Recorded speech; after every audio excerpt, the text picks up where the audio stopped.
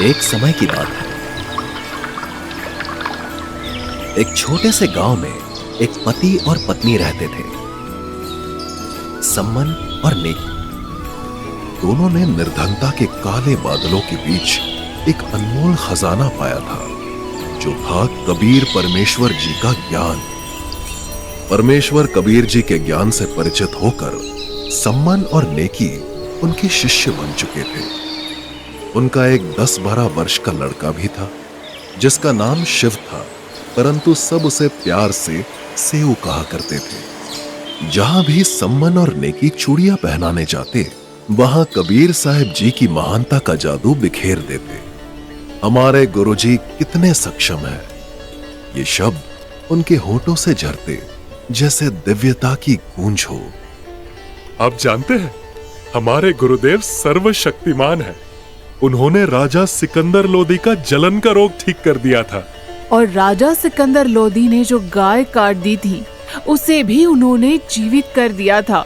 वो सबके दुख दूर करके सबको सुख प्रदान करते हैं। सब औरतें सुनती तो थी, लेकिन मन में दोष रखती थी कि इन गरीब आदमियों को इनके गुरु ने बहका रखा है। ऐसा कभी हो सकता है? अगर इनका गुरु इतना शक्तिशाली है, तो क्यों नहीं इनकी निर्धनता दूर कर देते? दिल्ली का सुल्तान सिकंदर लोधी भी कबीर साहिब जी का शिष्य था। सिकंदर लोधी के पीर शेख तकी ने कबीर साहिब को एक मृत लड़के को पुनर्जीवित करने की चुनौती दी थी। कबीर साहिब ने उस मृत लड़के को पुनर्जीवित कर दिया था। यह चमत्कार देखकर सभी लोगों ने कहा कि कबीर साहिब जी ने तो कमाल कर दिया। इसलिए कबीर साहिब जी ने उस लड़के का नाम कमाल रख दिया था और उसे अपने पुत्र के रूप में अपने साथ रख लिया था। कबीर साहिब जी के साथ काफी समय रहने के बाद भी कमाल के मन में इतना अभिमान था कि उसे लगता था कि परमात्मा कबीर साहिब जी की जितनी सेवा मैं करता हूं, उतनी कोई नहीं कर सकता। कबीर साहिब जी तो जानी जान थे। उन्हें इसकी खबर थी कि अभिमान जीव का सबसे बड़ा शत्रु होता है। अभिमान चाहे सेवा का हो या दान का हो, भक्ति मार्ग में अभिमानी व्यक्ति नहीं टिक सकता। परमात्मा कबीर साहिब को कमाल के अभिमान की भड़क निकालनी थी। इसीलिए एक दिन कबीर परमात्मा ने कहा, बेटा कमाल, मुझे अपने एक भक्त परिवार के यहां जाना है। मेरे जाने की तैयारी करो। मैं भी आपके साथ चलता हूं गुरुदेव। मेरे अलावा वहां आपकी सेवा कौन करेगा? ठीक है, साथ ही शेख फरीद को भी कह दो, वो भी चल पड़ेगा हमारे साथ। जिस प्रकार सम्मन और नेकी अपने गुरुदेव कबीर परमात्मा जी की महिमा को हर जगह गाते थे, उसी प्रकार का प्रेम और उसी प्रकार की भक्ति उनके बेटे सेऊ में भी झलकती थी। सेऊ का मन हमेशा कबीर साहिब जी की महानता के गुणगान से भरा रहता था। वो अपने मित्रों के बीच बैठकर उत्साह और गर्व के साथ कबीर साहिब जी की कहानियां सुनाता, मानो जैसे वो सभी दिव्य चमत्कारों को अपनी आंखों से देख चुका हो। तुम्हें पता है, हमारे गुरु कबीर साहिब जी कुछ भी कर सकते हैं। एक बार सिकंदर लोधी ने रामानंद जी का सर अपनी तलवार से काट दिया था और कबीर साहिब जी ने उसको वापस जोड़ दिया था। मेरे गुरुजी के बहुत सारे शिष्य हैं और दिल्ली का बादशाह सिकंदर लोधी भी उनका शिष्य है। अच्छा सेऊ, एक बात बताओ, आज तक तुम्हारे गुरुजी कभी तुम्हारे घर क्यों नहीं आए? अरे नहीं नहीं, इनके गुरुजी तो केवल धनवानों और राजाओं के यहाँ ही जाते हैं, जैसे बीरदेव सिंह बघेल, काशी नरेश और ये तो कंगाल है। इनके यहाँ भला वो क्यों आएंगे? नहीं, ऐसा बिल्कुल नहीं है। हमारे गुरुदेव जी को धन से कोई मतलब नहीं है। एक दिन हमारे घर भी वो अवश्य आएंगे। तुम सब देखना तब।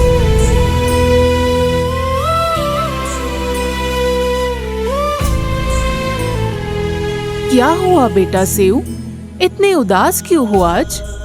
माँ, गुरुदेव हमारे घर क्यों नहीं आते?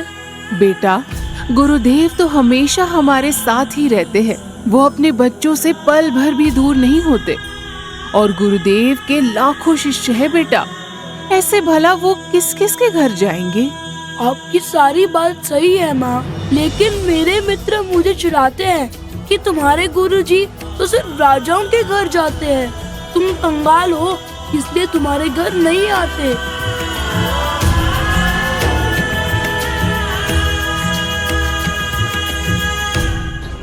सेऊ बेटा, ऐसा विचार अपने मन में कभी भी मत लाना।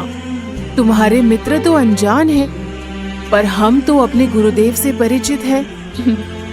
उनके लिए राजा और रंक एक समान है। माँ, मैं जानता हूँ कि गुरुदेव जी राजा और रंक में कोई फर्क नहीं करते, लेकिन यदि एक बार गुरुदेव हमारे घर आ जाते तो सबका मुंह बंद हो जाता।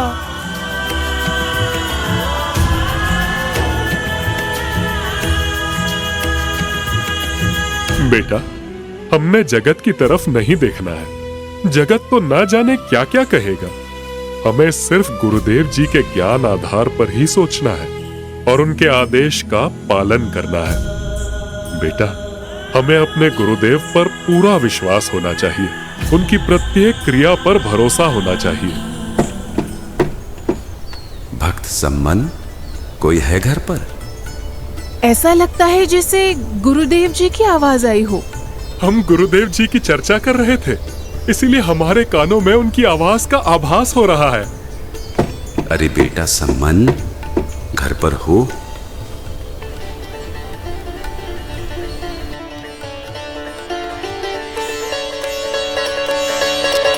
जैसे ही सेऊ ने अपने गुरुदेव की छवि को अपने दरवाजे पर देखा तो उसकी खुशी का कोई ठिकाना नहीं रहा।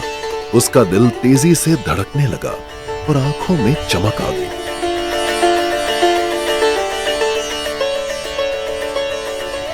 उसने सोचा, क्या ये सच है?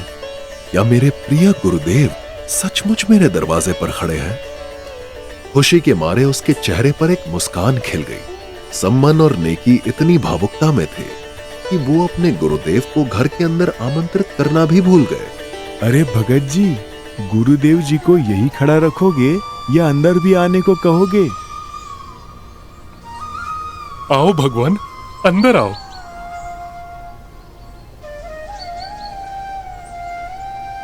बैठो गुरुदेव जी।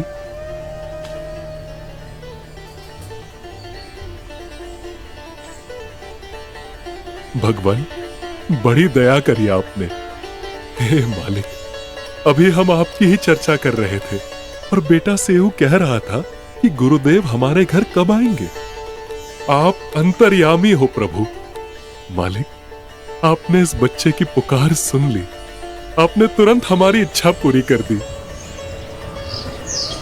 गुरुदेव, आप जी को आने में कोई समस्या तो नहीं हुई? कैसी समस्या सम्मन? हम तो परमात्मा की चर्चा करते करते यहाँ पहुंच गए। समय का पता भी नहीं चला। जी गुरुदेव, आप जी थक गए होंगे, आराम कर लीजिए। और भोजन का बताइए गुरुदेव।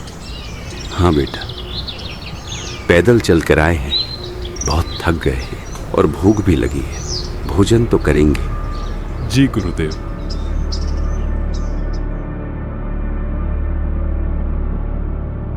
नेकी, भोजन की व्यवस्था करो। गुरुदेव जी को भूख लगी है, भोजन करेंगे। हे भगवान, कैसा दुर्भाग्य है हमारा। आज हमारे घर पे एक अन्न का दाना भी नहीं है और ना ही आटा है। अब गुरुदेव जी के लिए भोजन कैसे बनाऊं? कोई बात नहीं, ऐसा करो, किसी से उधार ले आओ। आप जब गुरुजी के पास बैठे थे तब मैं कई घरों में गई थी और मैंने सबसे प्रार्थना की, लेकिन बहन जी, आज मेरी थोड़ी मदद कर दो। बस थोड़ा सा आटा उधार दे दीजिए, मैं आपको जल्द ही लौटा दूंगी। हमारे गुरुदेव जी आए हैं और उनके लिए भोजन बनाना है। अरे तुम्हारे गुरुजी तो भगवान है ना, उन्होंने तो सिकंदर लोधी का रोग ठीक कर दिया था, कमाल कमाली को जीवित कर दिया था। तो तुम्हारे गुरुजी आटा पैदा नहीं कर सकते क्या? उन्हीं को कह दो, वो ही तुम्हारे लिए आटा बना देंगे। बहन जी, मेरी थोड़ी मदद कर दो, बस थोड़ा सा आटा उधार दे दो, मैं आपको जल्द ही लौटा दूंगी। हमारे गुरुदेव जी आए हैं और उनके लिए भोजन बनाना है।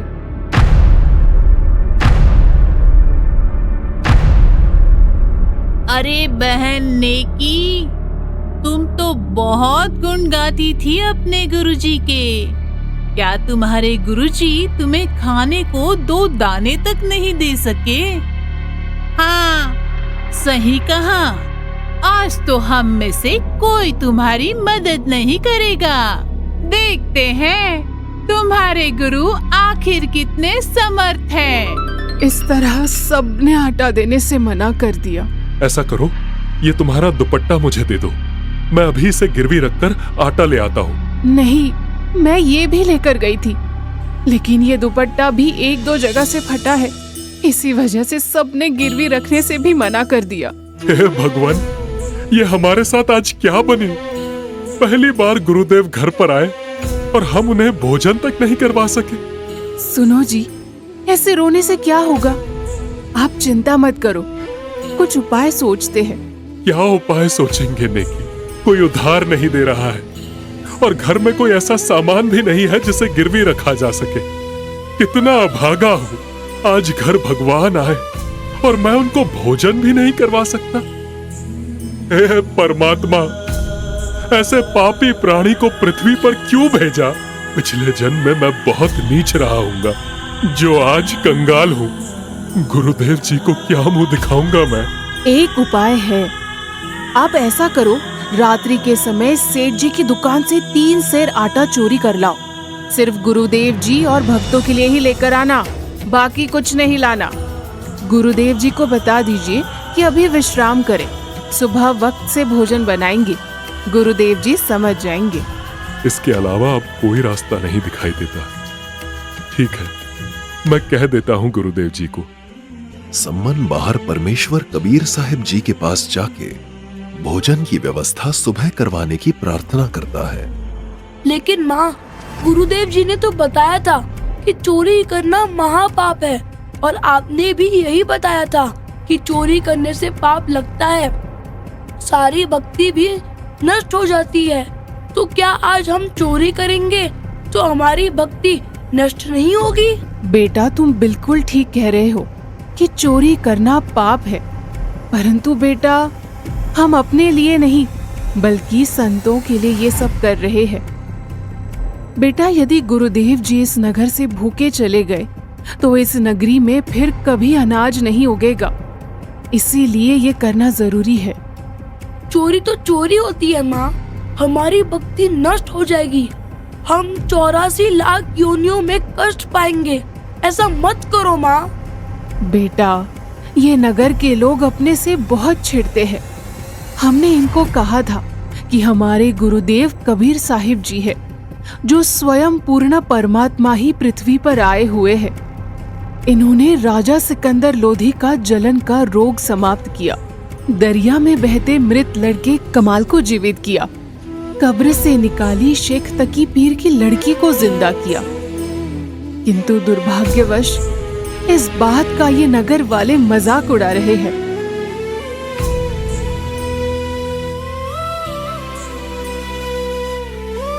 ठीक है माँ।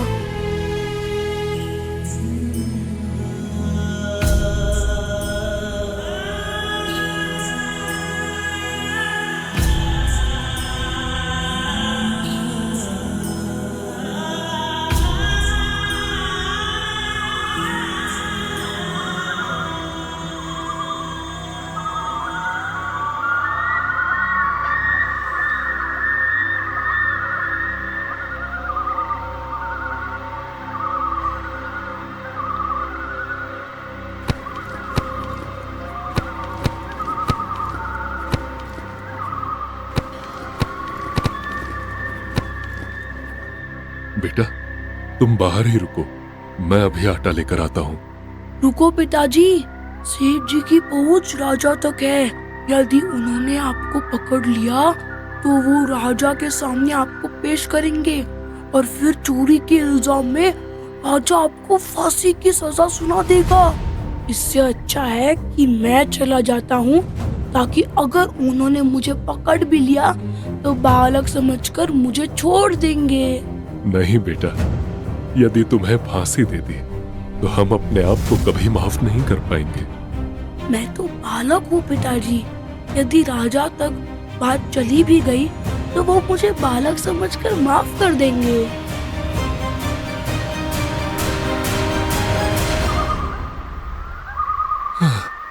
ठीक है बेटा, लेकिन आटा सिर्फ 3 सेर ही लाना, इससे ज्यादा ना लाना।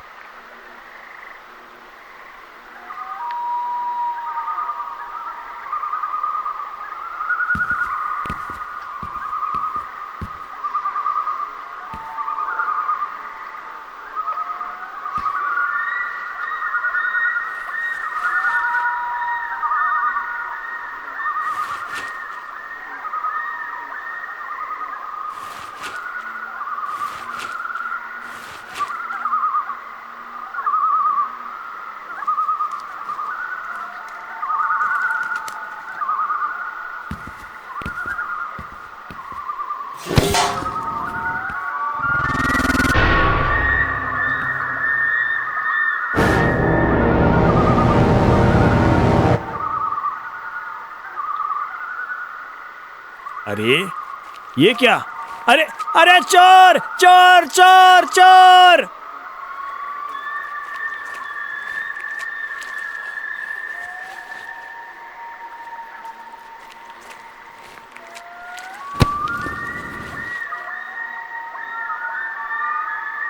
पिताजी, मुझे सेठ ने पकड़ लिया है। आप आटा ले जाओ और गुरुदेव व भक्तों को भोजन करवाना। मेरी चिंता मत करना।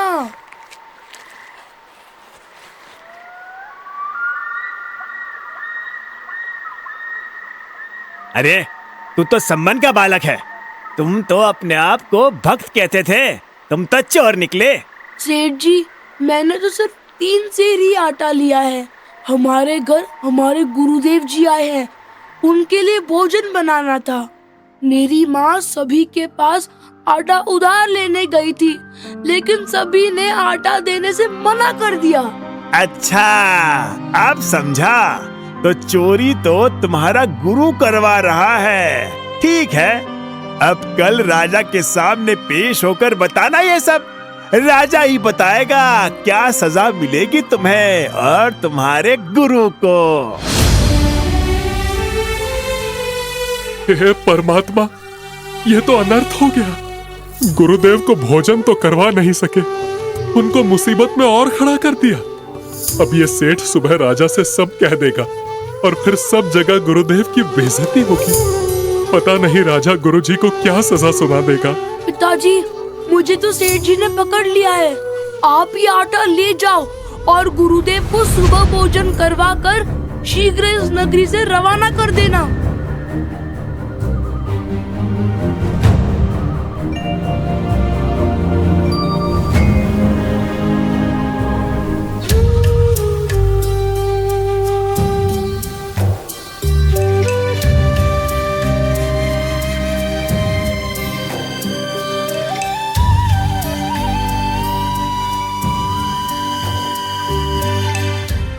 ले आए आटा।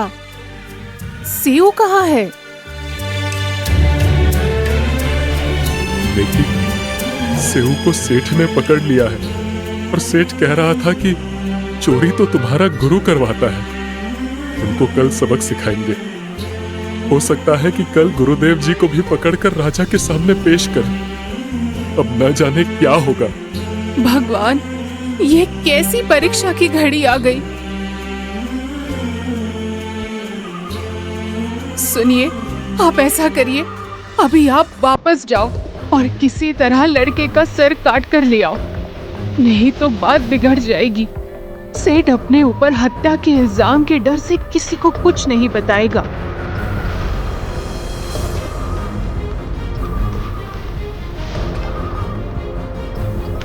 अगर आज हमने ये नहीं किया तो हमारे गुरुदेव जी को राजा न जाने क्या सजा देगा।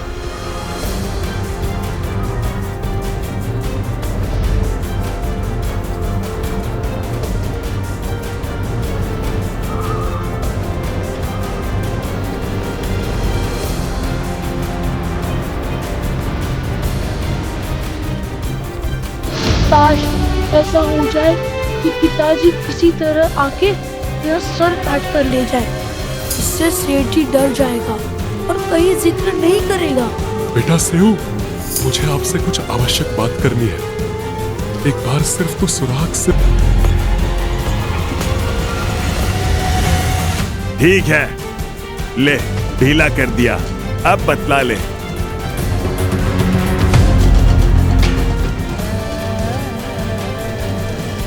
पिताजी पहले आप मेरी बात सुनो, अभी मेरा गला काट कर ले जाओ। पिताजी यदि आप सच में मेरे बाप हो तो अभी मेरी गर्दन काट कर ले जाओ।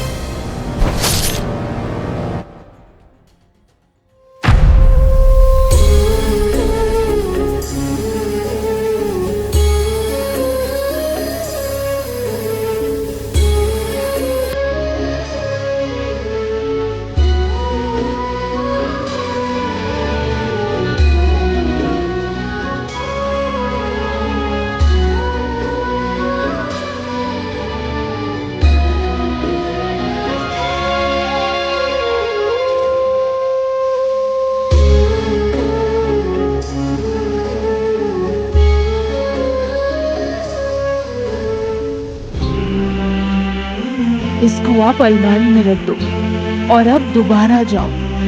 सेठ जी अब उस शव को अपने घर नहीं रखेगा, कहीं बाहर डाल के आएगा, इस डर से कि कहीं उसके ऊपर हत्या का इल्जाम लग जाए।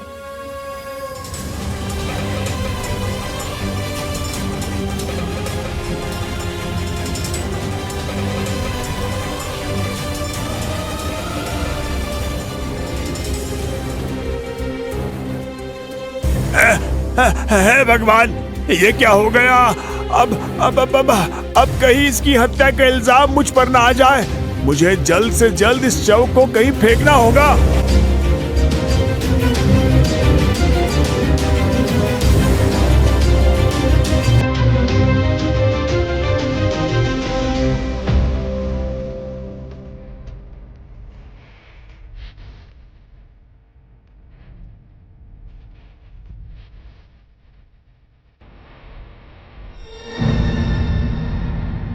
हाँ, इस सुराग को बंद कर देता हूँ, जिससे किसी को यहाँ कुछ हुआ था इसका पता ही नहीं चलेगा।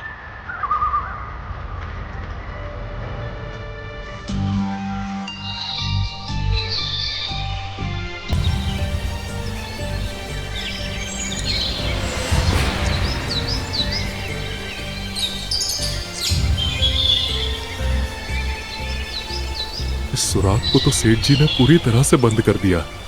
तो शव कहाँ डाला होगा? जरूर सेठ जी सेऊ के शव को घसीटकर इधर से ही लेकर गया है। मैं इन्हीं निशानों के आधार पर उसके शव तक पहुंच जाऊंगा।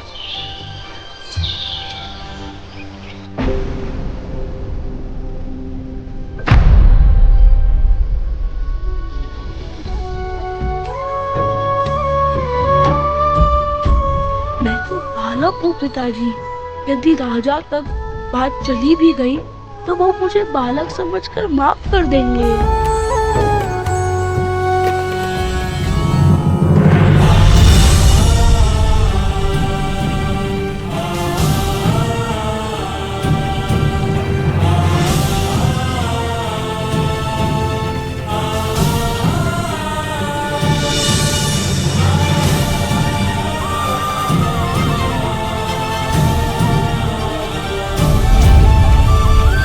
अब जल्दी से गुरुदेव जी के लिए भोजन बनाना शुरू करो।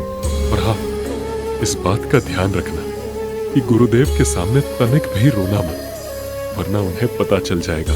और अगर उन्हें पता चल गया तो वो भोजन नहीं खाएंगे। वो भूखे हैं कल के, उन्हें वक्त से भोजन करवा के भेज देंगे। ये सब घटना होते होते सुबह हो जाती है और नेकी उधर से रसोई घर जाके उस कपड़े में लाए हुए आटे से रोटी बनाने लग जाती है। गुरुदेव जी, सुबह हो गई है, आप जी हाथ मुंह धो लीजिए। मैं आप जी के लिए भोजन लगवा देता हूँ। भोजन तैयार हो गया है। ठीक है बेटा।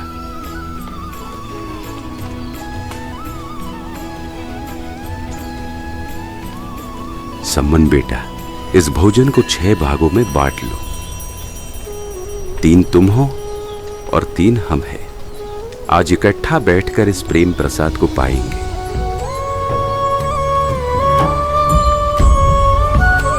नहीं गुरुदेव, आप आराम से भोजन कर लो, हम तो बाद में खा लेंगे। अब कल से भूखे हैं। नहीं, जैसा मैं कह रहा हूं वैसे करो। आप सब हमारे साथ भोजन ग्रहण करो।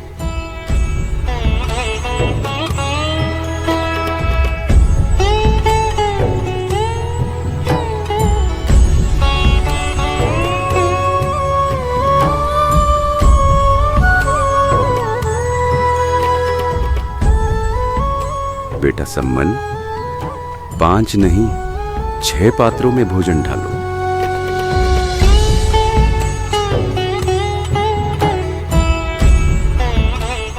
अब गुरुदेव जी जरूर पूछेंगे कि सेऊ कहाँ है, और अगर गुरुदेव जी से झूठ बोलेंगे तो भी पाप के भागी बनेंगे, और यदि सच बोल दिया तो गुरुदेव जी आज भोजन नहीं करेंगे। अब करे तो करे क्या? अगर गुरुदेव पूछेंगे तो क्या कहेंगे?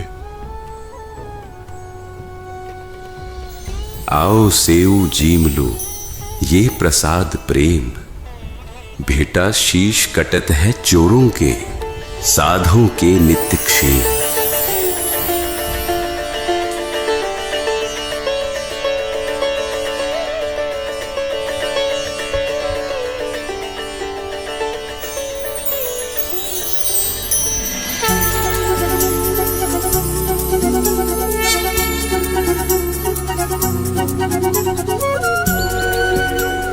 सम्मन और नेकी के लिए सेऊ को जीवित देखना किसी चमत्कार से कम नहीं था।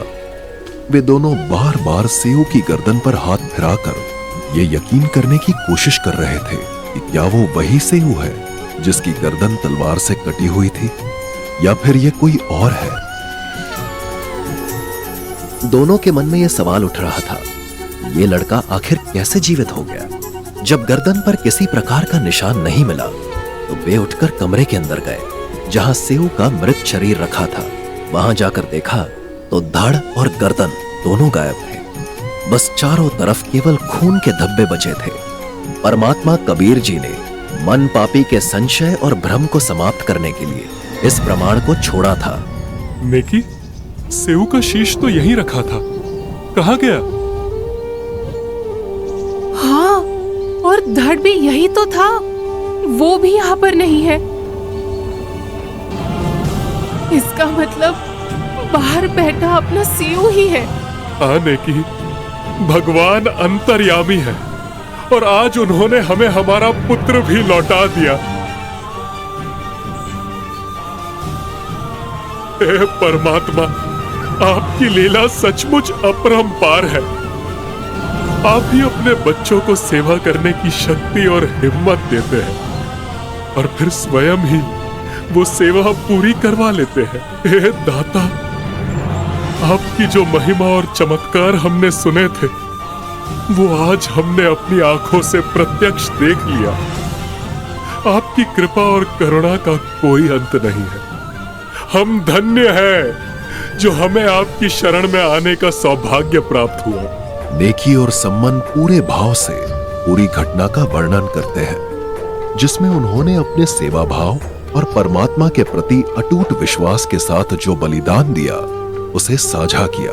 उनकी कहानी सुनकर कमाल अचंभित रह जाता है और उसके मन में गहरा पश्चाताप जाग उठता है।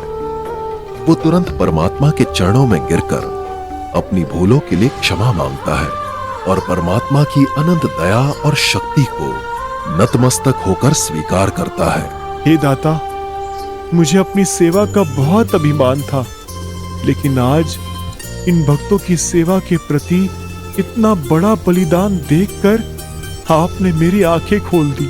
हे गुरुदेव, मुझ नीच को क्षमा करो। इस कथा के माध्यम से हमने देखा कि पूर्ण परमात्मा कबीर साहिब जी की अनंत कृपा और महानता का अनुभव करने के लिए भक्ति और श्रद्धा का होना आवश्यक है। सम्मन और नेकी ने अपने पुत्र सेऊ की कुर्बानी देकर ये साबित कर दिया कि सच्ची भक्ति में कोई भी बलिदान व्यर्थ नहीं जाता।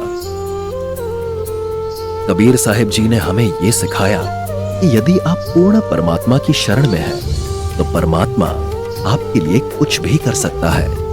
भक्ति में निष्ठा और सेवा का भाव ही सच्ची सफलता का मापदंड है।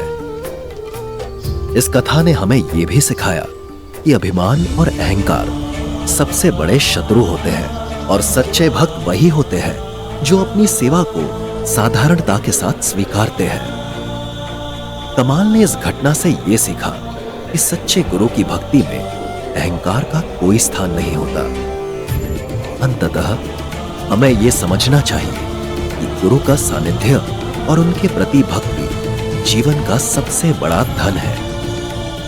आइए हम सब मिलकर कबीर परमेश्वर जी के ज्ञान और शिक्षाओं को अपने जीवन में उतारें और उनके मार्ग पर चलते रहें। धन्यवाद। दर्शकों, यह 2D एनिमेशन वीडियो संत रामपाल जी महाराज के सत्संग प्रवचनों का अंश मात्र है।